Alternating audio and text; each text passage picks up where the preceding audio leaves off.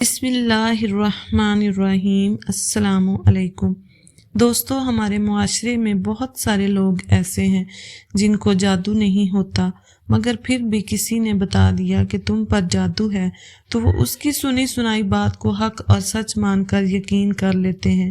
میرے دوستو، جب تک آپ پر مخصوص نشانیاں جو بار بار ظاہر نہ ہوں، اس وقت تک آپ کسی کی بات پر یقین نہ کریں کہ جادو آپ پر ہو چکا ہے۔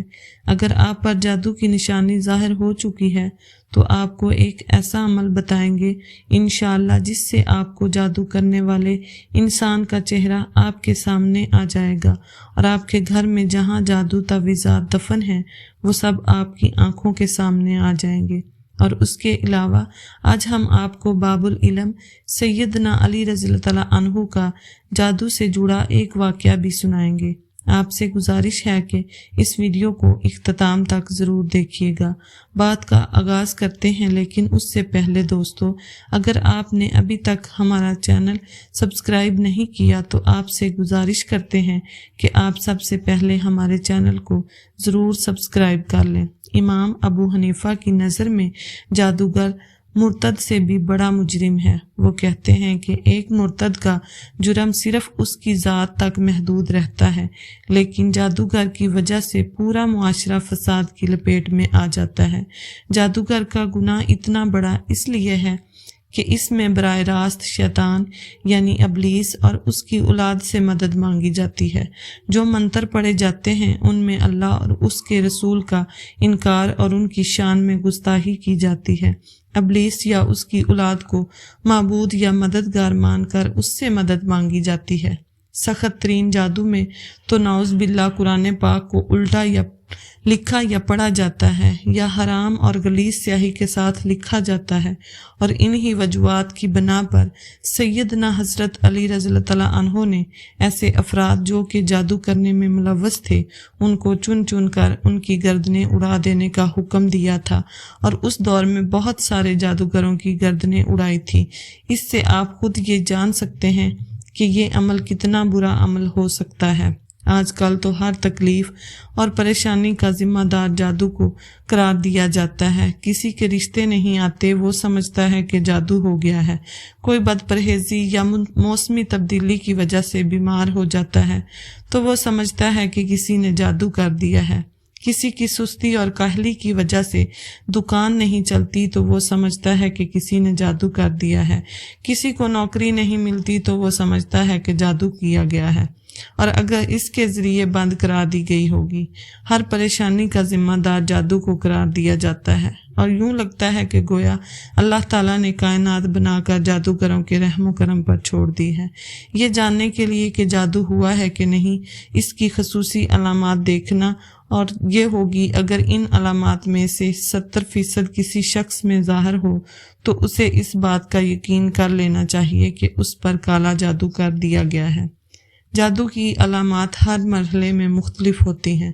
جادو جب ابتدائی مراحل میں ہوتا ہے تو اس کی سب سے بڑی نشانی یہ ہے: درندے، شیر، کتا، جنگلی جانور، سانپ، بچھو اور چھپکلی قربانی کے جانور کا گوشت دیکھنا، بندر، بیل، اونٹ، خنزیر وغیرہ دیکھنا، نیند میں رونا، چیخنا یا ہنسنا، آوازیں دینا، جھٹکے لگانا جیسے کسی نے پکڑ پکڑ کر ہلایا ہو، کسی کو اپنا پیچھا کرتے دیکھنا اور خوف زدہ ہو کر بھاگنا، ڈرامے کی شکل میں دیکھنا، خود کو بلند جگہ سے گرتے دیکھنا، نیند کا کچا ہونا، رات کو نیند کا نہ آنا، نیند میں سختی کے ساتھ ہونٹ چبانا، انسانی غلاظت دیکھنا، قبریں، مردے دیکھنا، خود کو دیکھنا، ویران جگہوں پر خود کو دیکھنا، سوتے میں کہ ایسے چیز کھلائی جا رہی ہو اور جاگنے میں اس کو محسوس کرنا کہ کچھ کھایا ہے، یہ جادو کی ابتدائی علامات ہیں۔ جب یہ ظاہر ہو تو آپ سمجھ جائیں کہ کسی نے آپ پر ابھی تازہ جادو کیا ہے۔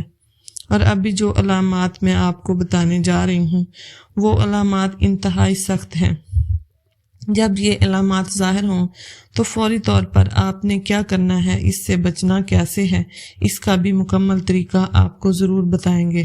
جاگنے کے بعد جسم کا درد کرنا، بہت تھکاوٹ محسوس کرنا، छोटी बातों पर शदीद गुस्सा करना, और अगर गलती अपनी भी हो तब भी इकरार न करना, रिश्तेदारों, घर वालों और दोस्तों अहबाब से बिला वजह अचानक बड़े बड़े झगड़े पैदा हो जाना, बहुत ज़्यादा शकूक पैदा होना, इज़्दवाजी मामलात मुनक़ता होना, घर वालों, बीवी, बच्चों, वालिदैन, बहन भाइयों से नफ़रत महसूस होना, सार, सीने, कमर के निचले हिस्से में बोझ और दर्द महसूस होना, ऐसा महसूस होना जैसा कि सर पर और कमर पर सुइयां चुभती हों, बहुत सख्त बदबू का महसूस होना, मुंह से या जिस्म से, पेट में बहुत ज़्यादा गैस का होना, बाज़ लोगों के चेहरे नज़र आना, उनके देखते ही नफ़रत के जज्बात पैदा होना, या किसी एक शख्स की ना चाहते हुए भी बेदाम गुलामी करना। ऐसा जादू अमूमन किसी लड़के या लड़की पर शादी के लिए किया जाता है।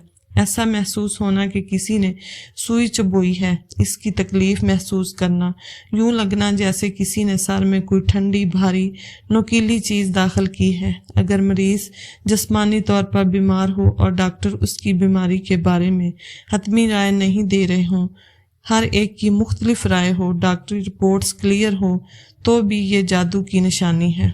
जोड़ों में बोझ महसूस करना, घर में दिल ना लगना, बाज़ दफ़ा मियाँ बीवी में मुश्तरका नफ़रत की बजाय एक तरफ़ा नफ़रत का अमल किया। अगर मियाँ पर जादू किया गया हो तो वो बीवी से नफ़रत करने लगेगा, और बीवी पर किया गया हो तो वो खामन से नफ़रत करने लगेगी। किसी वक्त जब वो शख्स या मियाँ बीवी इस सहरी जाल से बाहर आता है तो उसे एहसास होता है कि मैं ये क्या कर रहा हूँ, लेकिन बाद में बे इख्तियार वो दोबारा वही हरकत करता है। रिश्ते की बंदिश, लड़की खूबसूरत भी है, तलीम याफ्ता भी है, उम्र भी मुनासिब है, रिश्ते मौजूद भी हैं, लेकिन रिश्ता कहीं नहीं हो पाता, घर तक पहुँचता ही नहीं। अगर कोई भूले से आ जाता है तो रिश्ता नहीं होता। औलाद की बंदिश, मियाँ बीवी की जुदाई वाले वजीफे, जादू की वजह से मियाँ और बीवी के दरमियान नफ़रत और फूट पैदा कर दी जाती है, जो चलते चलते तलाक तक जा पहुंचती है।